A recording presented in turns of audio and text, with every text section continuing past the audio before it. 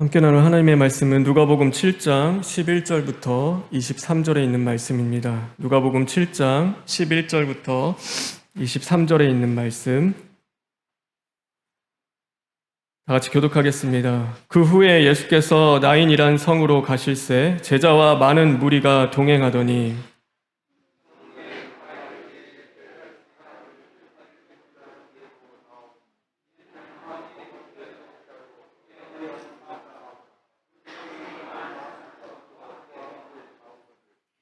주께서 과부를 보시고 불쌍히 여기사 울지 말라 하시고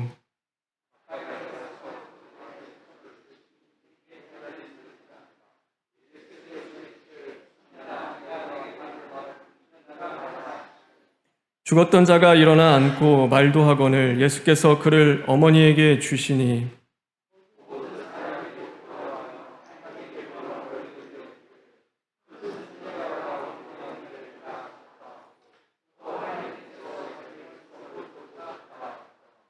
예수께 대한 이 소문이 온 유대와 사방에 두루 퍼지니라.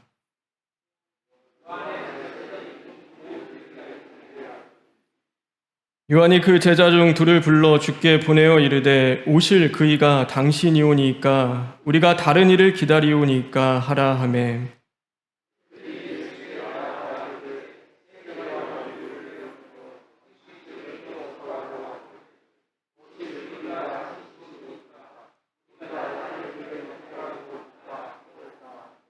마침 그때 예수께서 질병과 고통과 및 악귀 들린 자를 많이 고치시며 또 많은 맹인을 보게 하신지라.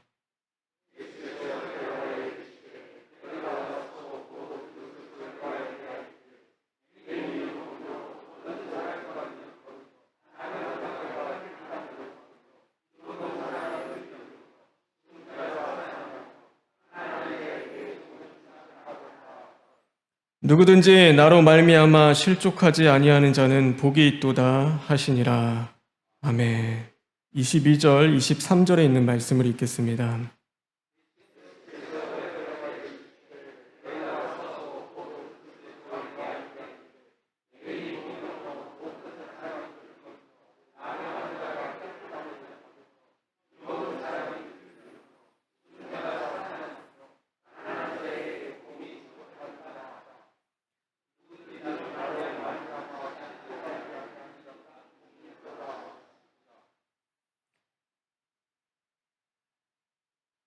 우리 14절, 15절에 있는 말씀을 읽겠습니다.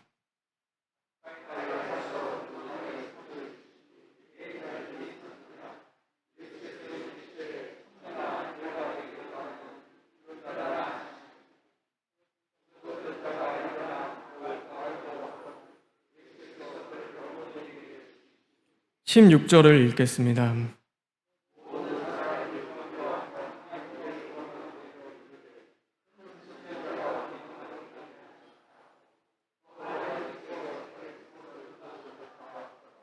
우리 마지막으로 13절에 있는 말씀을 읽겠습니다.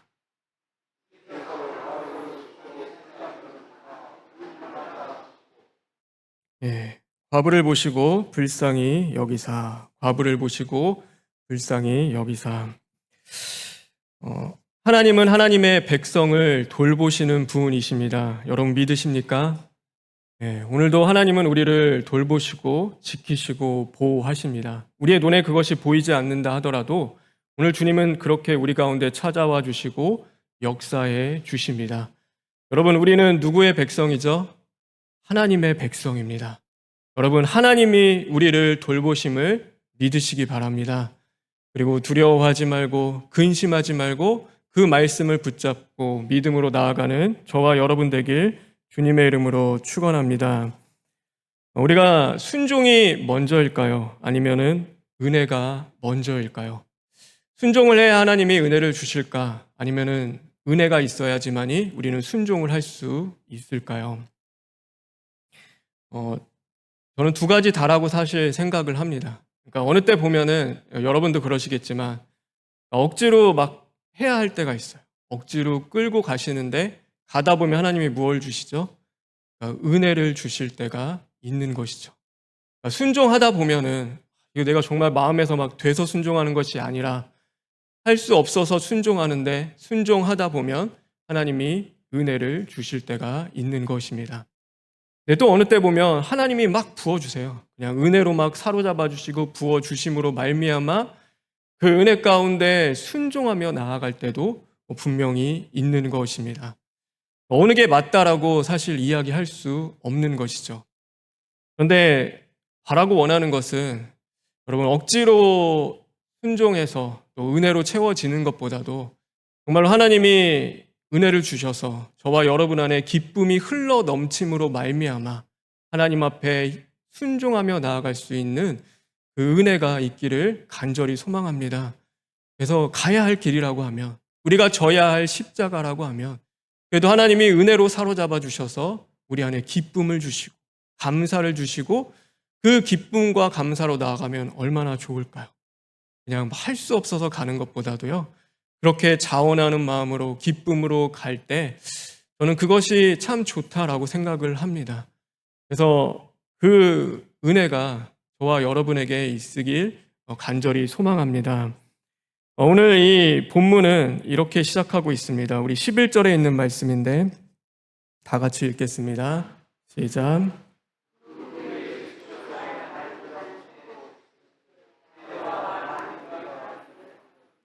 그 후에라는 이 단어를 사용하고 있습니다. 그러니까 왜 이 말을 쓰냐면 그 앞에 한 가지의 사건이 있었습니다. 그러니까 저번에 나눴던 이 백부장의 믿음의 사건이 있은 이후에라고 이야기하고 있는 것이죠. 믿음 때문에, 그 백부장의 믿음 때문에 종이 나아지는 사건이 있었습니다. 그래서 믿음으로 주님 앞에 나아갈 때 정말로 모든 것들을 맡기면 이 주님이 책임져 주신다라는 그 메시지와 말씀을 우리에게 주십니다. 문제가 있을 때 주님 앞에 가서 맡기면 좋은데 여러분 사실 그것이 쉽지가 않습니다. 그렇죠? 우리가 문제가 있을 때 주님 앞에 맡기면 좋은데 너무나 어려운 것이죠. 우리 중에 누가 얼마나 오늘도 모든 문제를 예수님 앞에 다 맡기고 또 물어보며 나아가는 그 삶을 살아갈까요? 여러분 오늘 하루를 잘 돌아보았으면 좋겠습니다. 여러분 모든 사건과 모든 자리 가운데서 예수님 앞에 하나하나 물으면서 나아가셨습니까? 정말로 그 모든 사건 속에서 주님 앞에 먼저 물으며 나아갈 수 있을까요? 우리는 사실 그렇게 살아가지 못할 때가 많습니다. 로마 백부장의 믿음이 참 좋은 것은 알겠는데 그 백부장처럼 해야 하고 우리의 삶이 그렇게 살아야지 문제가 해결돼야 한다고 한다면 우리는 너무나 힘들고 절망하고 낙심할 수밖에 없습니다. 왜냐하면 우리는 그렇게 살아갈 수 없기 때문이죠. 그런데 그런 저와 여러분에게 주시는 그 말씀이 그 후에 주시는 오늘 그 후에 이 말씀인 것입니다. 이 믿음이 있는 자를 하나님은 치유하시고 회복시켜 주십니다. 그런데 반대로 정말로 주님 앞에 나아갈 수 없을 만큼 어렵고 힘들고 실족하여 이 마음에 시험이 들어있고 어려운 그 앞에서 기도할 수 없을 만큼 주저앉아 있는 그 심령 가운데서도 주님은 찾아와 주시는 것입니다. 오늘 이 남편이 없는 한 과부가 등장을 합니다. 그런데 그 과부에게는 한 독자가 있었습니다. 그러니까 아들 하나 있던 거죠. 근데 그 아들마저도 이제는 죽게 되었습니다. 젊었을 때는 막 아름다운 가정을 꾸리고 또 그 가정에 대한 소망이 있었고 또 꿈꾸는 것들이 있었습니다. 그래서 얼마 지나지 않아 사랑하게 되고 정말로 가장 좋은 이 자녀를 얻게 되온 거죠.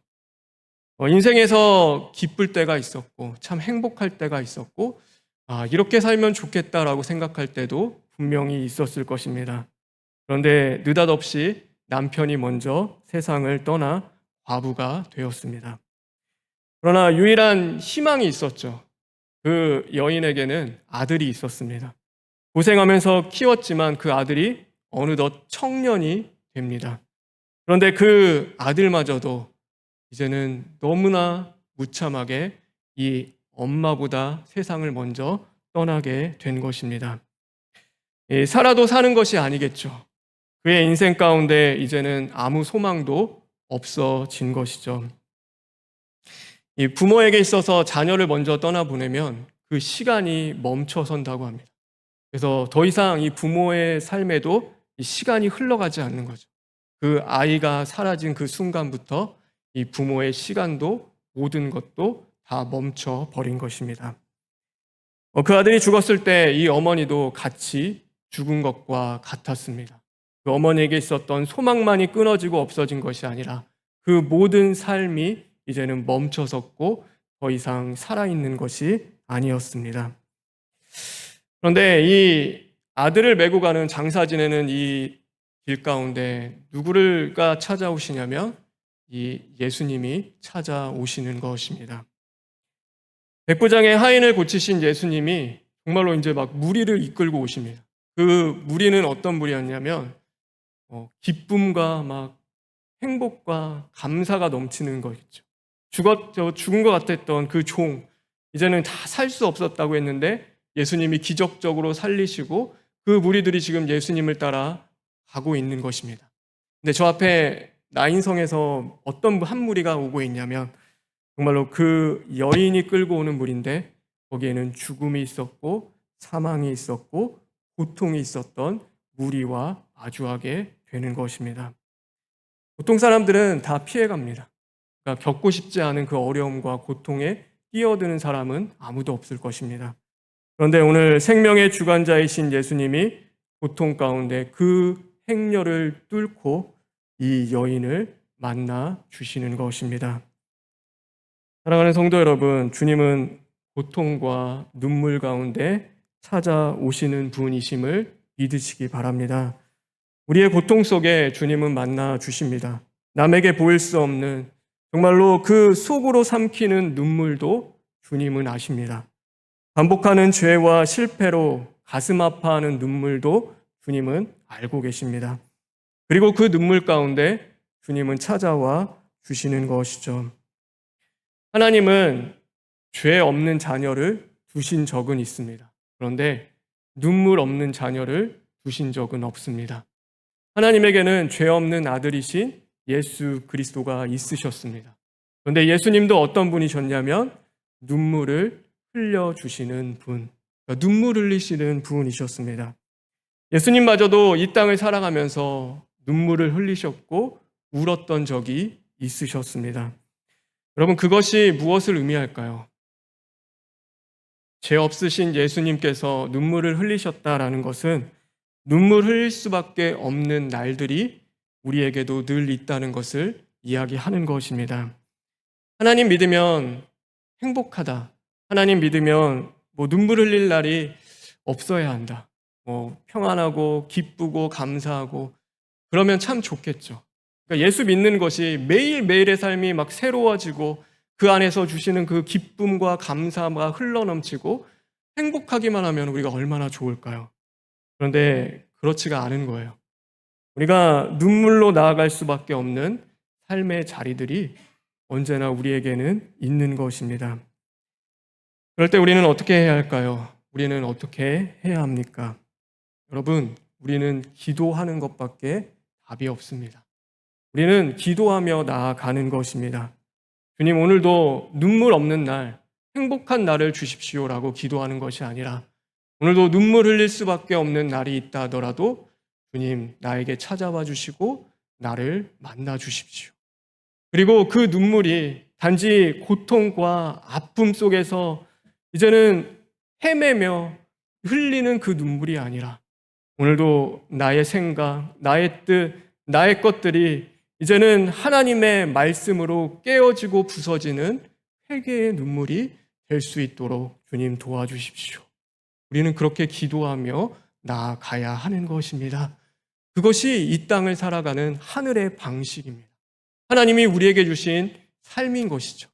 매번 기쁘고 행복할 수 없는 그 삶 속에서 예수님도 눈물 흘리며 하나님 앞에 기도로 그 길을 걸어가셨던 것처럼 우리도 이 땅 가운데서 눈물 없는 날은 없지만 그 흘리는 눈물 속에서 아픔을 주님은 아시고 함께해 주시기 때문에 오늘도 그 주님 앞에 기도하며 이제는 회개하며 나아가는 삶을 살아가게 되는 것입니다. 저와 여러분이 그런 자리로 나아가기를 주님의 이름으로 축원합니다. 많은 사람들이 과부를 따라왔습니다. 그래서 이 무리를 사람들이 막 이렇게 따라오는데 이 당시 때 과부에 대한 편견이 있었습니다. 뭐냐면 이 과부는 저주를 받아서 과부가 되었다. 그러니까 하나님 앞에 저주를 받고 죄를 지었기 때문에 이 여인이 이런 삶을 사는 것이다라는 그 편견이 그들 안에 있었던 것이죠. 그러니까 거기다가 지금 누구까지 죽었냐면 그 아들까지 지금 죽은 상황입니다. 여러분 생각해 보세요. 이 무리들이 어떡할까 막 눈물 흘리며 아파서 막 같이 아파해주고 오는 무리들이 아닙니다.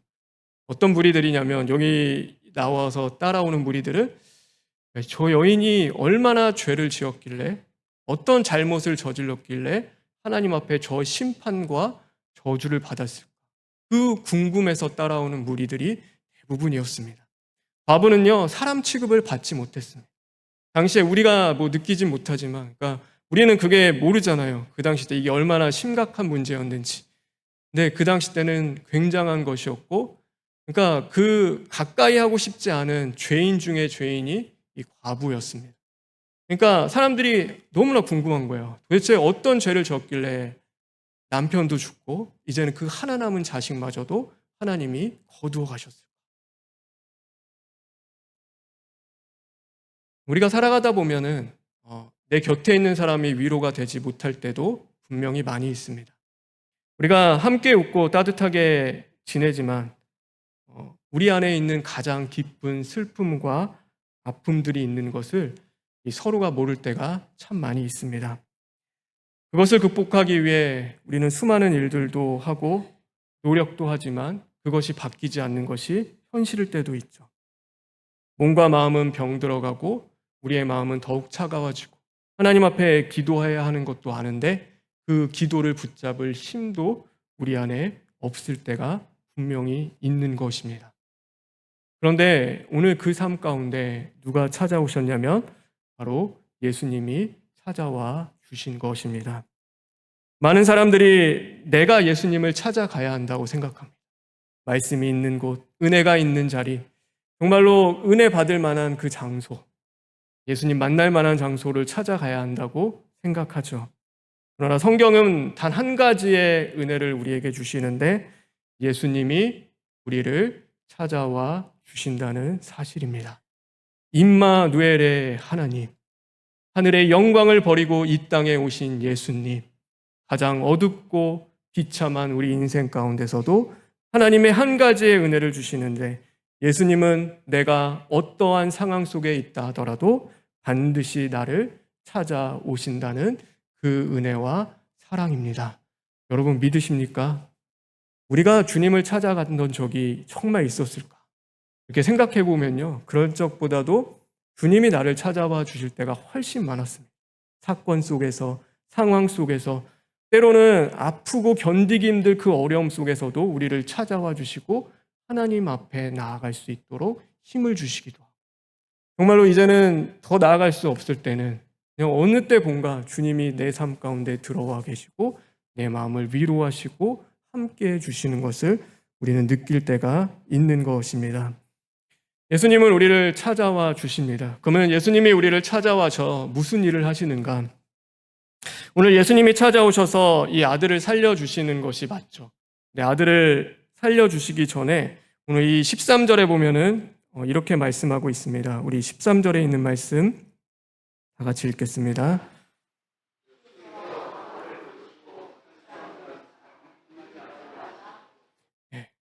그냥 고치면 되잖아요. 사실 예수님인데 고치면 되시는데 예수님이 뭘 말씀하시냐면 그 과부를 보시고 울지 말아라.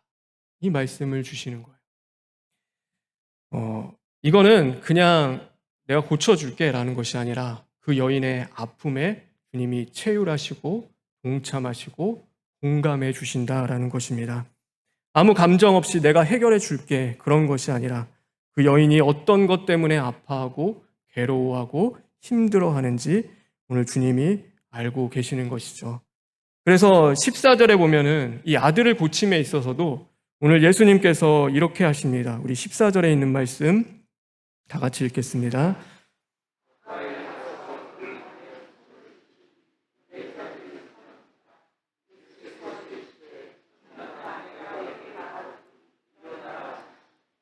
예수님께서 손을 대십니다. 그리고 어디에 손을 대냐면 이 관에 손을 댑니다. 그러니까 시체에 지금 예수님이 손을 대고 있는 것이죠.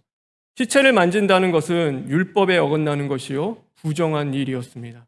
그래서 잘못 만지면 그 죄가 나한테 전가되고 정말로 나 또한 그런 저주와 심판을 받을 수 있기 때문에 유대인들은 이 안에 두려움이 있어서 이 시체를 함부로 만지지 않았습니다. 그러니까 부정한 것이라고 여겼기 때문이죠.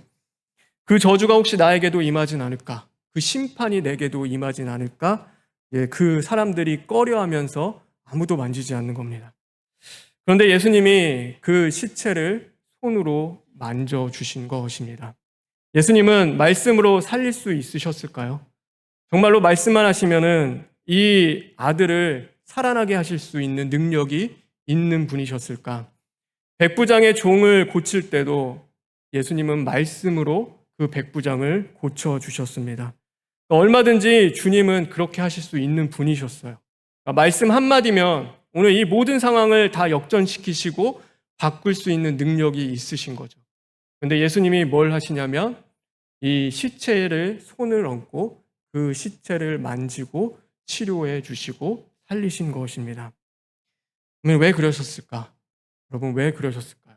왜 예수님은 그 시체에 손을 얹고 그 여인을 살려주셨을까?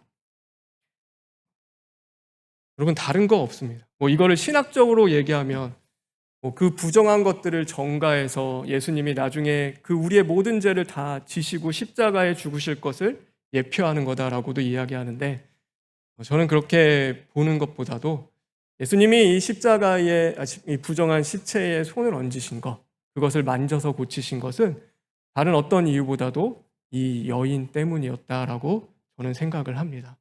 한 여인 때문이었습니다. 사람들은 너를 부정하다고 여기고 사람들은 너를 저주받았다고 여기고 모든 사람들이 너를 피하고 거리껴하지만 나는 너의 마음을 알고 있다. 괜찮아. 이거는 하나님의 저주도 하나님의 심판도 아니다. 오늘 그 예수님이 그 시체를 직접 만짐으로 말미암아 그 여인의 그 골마 있던 그 여인의 움켜져 있었던 그 마음을 주님이 치료해 주시는 것입니다. 다른 사람들은 눈으로 판단하고 보여지는 것들로 결정지으며 살아갑니다. 그러나 예수님에게 중요한 것은 지금 누구였냐면 창자가 끊어지는 그 고통 가운데 이제는 통곡하며 아파하는 한 여인이 예수님에게는 더욱 중요했습니다. 그러기에 오늘 이 율법을 지키느냐 지키지 않느냐보다도 이 죽은 여인 한 여인을 살리는 것, 다시금 그를 회복시키는 것이 예수님에게는 더욱 중요한 일인 것입니다. 오늘 저와 여러분에게는 어떻습니까? 한 영혼을 향한 그 사랑이 오늘 우리 심령 가운데는 흘러 넘칩니까? 저도 마찬가지지만 우리가 그런 삶을 살았으면 좋겠습니다.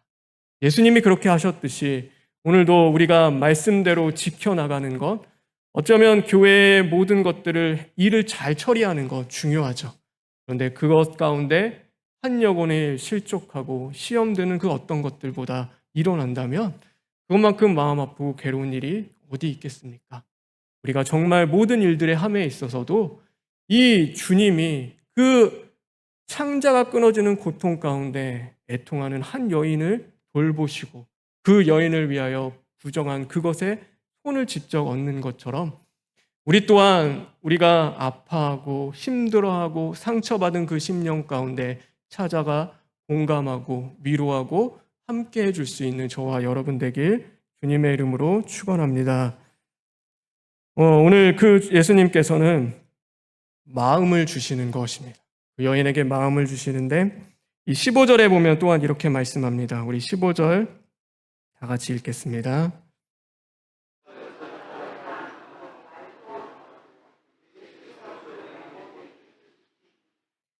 죽었던 자가 일어나 앉고 말도 하거늘.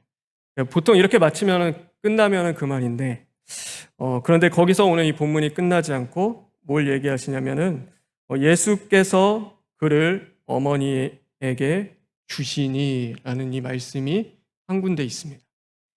되게 이상한 말씀이 하나 있는 거죠. 다 큰 청년이었습니다. 이렇게 어린 애들도 아니고 막 소년이 죽은 것도 아니고 다 큰 청년인데 예수님께서 그 청년을 어머니에게 주었다라고 이 설명하고 있습니다. 영어 성경에 보면은 프리젠트라는 단어도 씁니다. 그러니까 선물로 주었다라고 이야기하고 있기도 합니다. 왜 그렇게 하셨을까? 왜 예수님이 그렇게 하셨냐면 그것도 이 어머니라는 여인 때문입니다. 인생의 수많은 일들을 당하고 아픔을 겪고 늘 빼앗기는 삶을 살았던 여인입니다. 그나마 한 명 있는 아들에게도 모든 생명과 자신의 소망을 걸고 살았는데 그 아들마저도 빼앗긴 여인이었습니다. 그 여인에게는 아무 소망도 없었고 더 이상 빼앗길 것도 없는 자였습니다. 그런데 그 여인에게 예수님이 다시금 찾아와 주시고 이제는 그 여인이 빼앗겼던 것, 잃어버린 것을 주님이 다시금 찾아주신 것입니다. 그것이 예수님의 마음이고 하나님의 마음입니다. 오늘 우리에게 찾아와 주셔서 오늘 빼앗긴 우리 안에 있는 기쁨과 감사와 평안과 하나님을 향한 믿음과 소망을 주님은 찾아주시는 것입니다. 그게 저와 여러분의 주시는 하나님의 마음이죠. 야, 그냥 너 해, 고쳐, 회개해, 말씀대로 순종해, 그냥 대충 이렇게 빨리 살아. 그런 것들보다도 오늘 먼저 오셔서 우리 안에 빼앗겼던, 먼저 회복되어야 할 것들을 주님은 회복시키고 살리시는 분이십니다. 예수님은 이렇게 우리에게 마음을 주시는데 오늘 우리 자신을 돌아보았으면 좋겠습니다. 우리는 예수님의 마음, 하나님의 마음을 구한 적이 있는가라는 것을 우리가 한번 돌아보았으면 좋겠습니다. 우리의 수많은 기도의 자리 가운데서는 내가 원하는 것, 내가 바라는 것, 또 내게 필요한 것들을 하나님 앞에 구하며 살아갑니다. 하나님, 이것 해결해 주세요. 이 문제 좀 제발 해결해 주세요. 그것이 우리의 초점이 있는 것이죠. 근데 그러다 보니 뭘 놓치냐면 이 문제와 상황과 사건을 통하여서 하나님이 정말 나에게 주시고자 하는 그 뜻, 그 마음, 정말로 그것이 무엇인지를 우리는 깨닫지 못하고 빼앗기며 살아갈 때가 많이 있습니다. 그래서 하나님, 내가 무엇을 하길 원합니까? 어떤 마음으로 나아가길 원합니까? 하나님의 마음은 무엇입니까? 하나님, 오늘 일들 가운데 하나님의 뜻은 무엇입니까를 정말로 구하며 나아갈 수 있는 자들이 되어야 하는 것이죠. 저와 여러분이 그런 삶을 살았으면 좋겠습니다. 오늘도 주님이 마음을 우리에게 주셨듯이 우리도 예수님의 마음을, 그 다음에 하나님의 마음을 더욱 구하며 나아갈 수 있는 저와 여러분 되길 간절히 소망합니다. 그래서 정말 중요한 것은 여기 이 울지 말라라는 그 앞에 있는 단어가 있는데 불쌍히 여기사, 그 단어가 우리에게는 매우 중요합니다. 믿음보다 더 중요한 단어는 사실 예수님이 우리를 불쌍히 여겨주시는 것이라고 생각을 합니다. 우리가 구원을 받을 수 있는 조건은 하나님의 불쌍히 여기심에 있습니다. 하나님의 불쌍히 여기심, 예수님의 불쌍히 여기심, 또 성령님의 애통하심이 우리가 구원을 받는 이유입니다. 내 믿음 때문에, 내가 말씀을 잘 지키기 때문에 우리가 구원을 받는 것이 아니라 하나님이 우리를 불쌍히 여겨주시기 때문에 우리는 구원을 받게 되어지는 것이죠. 하나님이 지금도 나를 불쌍히 여기지 않는다면 우리의 인생은 답이 없는 것이고 우리의 가정도 답이 없는 것입니다. 그래서 불쌍히 여겨주시는 것이 우리의 은혜입니다. 여러분, 이 본문 뒤에 한 가지 이야기가 나옵니다. 누구의 이야기냐면 세례 요한의 이야기가 나옵니다. 세례 요한을 잘 알고 계시죠? 세례 요한은 어떤 사람이었냐면 당대의 가장 위대한 선지자였습니다. 회개하라, 천국이 가까이 왔느니라. 광야에 외치는 하나님의 음성이었고 또 어린 양 되시는 예수님의 그 길을 예배히 하는 자가 바로 세례 요한이었습니다. 근데 그 세례 요한이 지금 어떤 상황에 있냐면 감옥에 갇혀 있는 상황이 됐습니다. 헤롯에 의하여서 지금 감옥에 갇혀 있고 이제 조금 있으면은 사형을 당할 수 있는 상황에 놓인 거죠. 그 세례 요한이 예수님에게 제자들을 보내면서 이렇게 이야기합니다. 우리 19절에 있는 말씀인데 다 같이 읽겠습니다. 시작.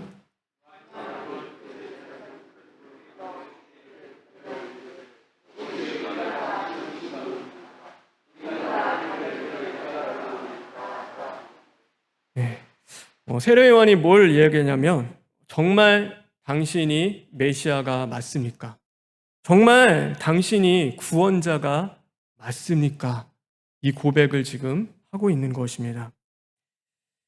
그러면서 예수님이 뭘 말씀하시냐면 그에게 하나님의 말씀 하나를 주시면서 메시아에 대한 선포, 이사야서에 나와 있는 메시아 예언의 말씀을 주시면서 23절에 보면은 이렇게 말씀하십니다. 우리 23절에 있는 말씀도 다 같이 읽겠습니다.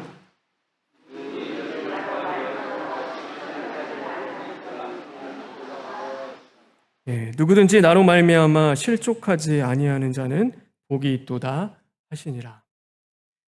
그러면 우리가 너무 힘들면요, 누구든지 시험에 들 수 있습니다. 저는 이 세례 요한이 시험에 들었다, 실족했다는 이 말이요, 저에게는 두 가지입니다. 그러니까 하나는 그래, 세례 요한도 하나님의 광야에 외치는 회개를 외쳤던 세례 요한도 실족할 때가 있고 시험에 들 때가 있는구나. 그 믿음이 항상 좋은 것이 아니라 바닥을 칠 때도 있고 떨어질 때도 있구나. 그것이 저에게는 위로로 다가오기도 하고, 또 한편으로는 뭐냐면 그래서 깨어 있어야 되겠구나, 겸손해야겠구나. 내가 오늘 섰다 하고 그렇게 교만하고 자랑하는 것이 아니라 늘 겸손한 가운데 오늘도 주님을 바라보며 하나님 나를 불쌍히 여겨 주시옵소서, 하나님 나를 긍휼히 여겨 주시옵소서, 그 앞에 간절히 엎드려 기도하는 그 자리로 나아가야겠구나라는 그 생각을 하게 되었습니다. 여러분, 우리는 하나님의 도우심이 없으면 살아갈 수 없는 자들입니다. 주님의 긍휼하심과 불쌍히 여겨주시는 그 은혜가 아니면 오늘도 온전히 살아갈 수 있는 자는 아무도 없는 것입니다. 그러나 주님이 우리를 찾아와 주시고 만나 주시고 우리의 눈물을 닦아 주시고 위로해 주실 때 정말로 우리 안에 빼앗겼던 그 기쁨과 찬송과 평안을 주님은 다시금 찾아주시는 것입니다. 근데 그것은 우리의 어떠함이 아니라 오늘도 우리를 불쌍히 여겨주시는 하나님의 은혜인 것입니다.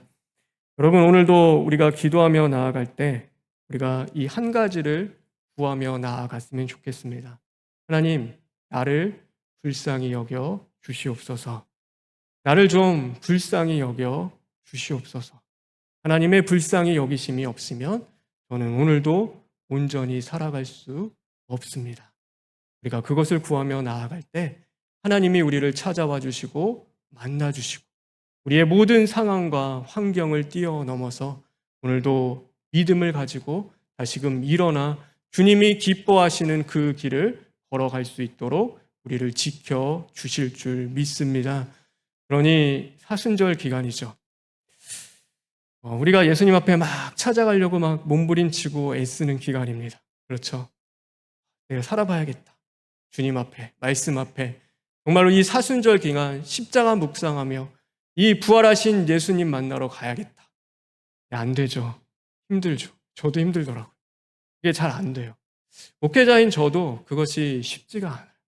이게 말하는 것은 쉬운데 진짜 그게 내 중심에서 삶에서 이루어지려고 하면요, 미친 듯이 너무 어려운 거예요. 그게 막 몸부림치고 해도 되지가 않아요. 어떻게든 해보려고 하는데 그게 쉽지가 않습니다. 그럴 때 주시는 오늘 이 말씀이 우리에게 주시는 말씀이라고 저는 생각합니다. 하나님, 우리는 아무것도 할 수 없지만, 우리는 연약하지만 오늘도 우리를 불쌍히 여겨주시는 하나님이 나를 찾아와 주신다면, 하나님, 오늘도 내가 이 길 가는 거 억지로 할 수 없어서 걸어가는 것이 아니라 정말로 주님 찬양하며 기뻐하며 걸어갈 수 있을 줄 믿습니다. 하나님, 그렇게 되고 싶어요. 가야 할 길이라면, 가야 할 믿음의 길이라면 두 손 들고 천부여 오지옵소서. 내가 주님 찬양하며 기뻐하며 그 길을 갈 수 있도록 인도하여 주십시오. 그렇게 나아갈 수 있는 오늘 하루가 되길 주님의 이름으로 축원합니다. 우리 찬송가 먼저 한 장 불렀으면 좋겠습니다. 슬픈 마음 있는 자라는 찬송인데 우리 전에 불렀던 찬양이기도 합니다. 슬픈 마음 있는 자, 몸과 영혼 병든 자 누구든지 부르시오. 예수 이름 부르시오. 그 이름을 믿는 자, 그 이름을 부르는 자, 그가 어떤 사람이든 그는 구원 얻으리. 아멘이시죠? 예, 오늘도 예수님 부르십시오. 내 믿음 믿지 말고 내 신앙 믿지 마십시오. 오늘도 나와 함께 하시는 예수 그리스도를 바라보는 저와 여러분 되길 간절히 소망합니다. 우리 다 같이 슬픈 마음 있는 자 찬양하시겠습니다.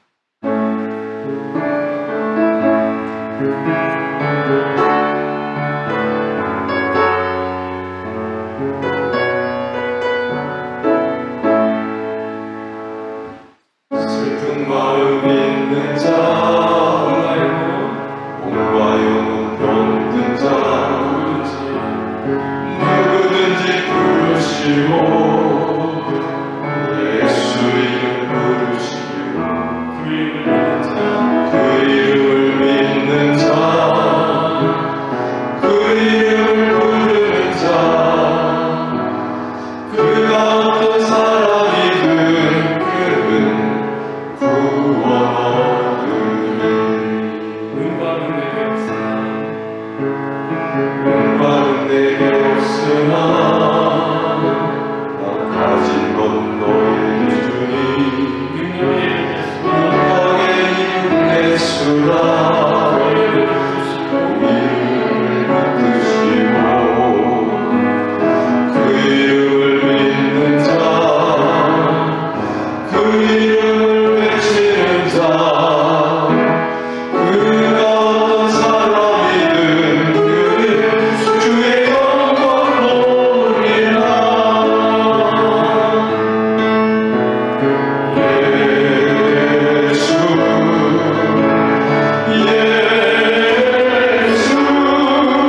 오 능력의 그림 예수 나의 소유를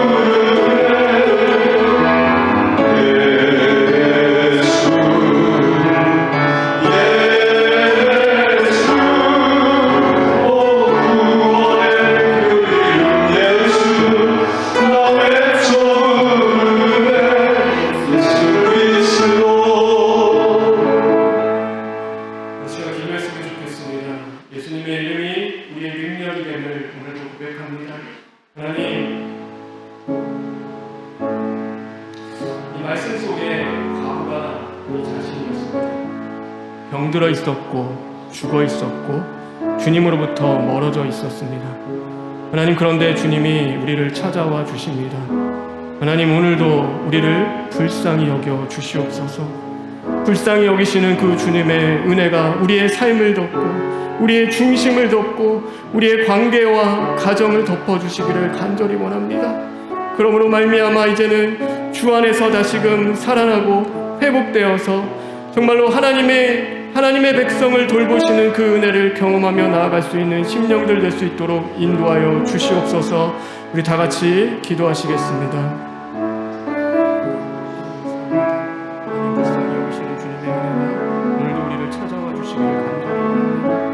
마음이 무너져 나아가지 못하는 심령이 있습니까? 하나님, 모든 상황 속에서 답이 없고 갇혀져 있는 그 상황이 하나님, 이제는 주님 앞에 나아갈 수 없는 그 마음이 부러지고 차가워지는 시간이 있습니까? 하나님, 오늘도 찾아와 주시옵소서. 만나주시고 함께 해주시기를 간절히 원합니다. 하나님, 이 사순절에 정말로 죽고 부활의 그 능력과 은혜가 우리에게 임하게 주시옵소서. 또 하나님, 예수님이 우리를 찾아와 주실 때 기쁨과 감사와 기쁨을 나눠갈 수 있도록 하나님 도와주시옵소서. 어찌로 가는 이 길이 아니라 기쁨과 감사와 찬양하며 나아가게 하여 주시옵시고 하나님, 그 모든 일들을 통하여서 하나님의 살아계신 진리와 감사하시는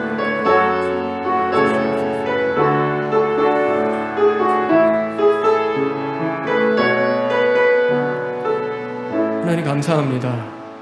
하나님, 불쌍히 여겨 주시옵소서. 우리의 인생과 우리의 삶을 불쌍히 여기시고 오늘도 찾아와 주심으로 말미암아 지금 주 안에서 회복되는 은혜가 임하게 하여 주시옵소서. 예수님의 이름으로 기도합니다. 아멘. 광고해 주시겠습니다.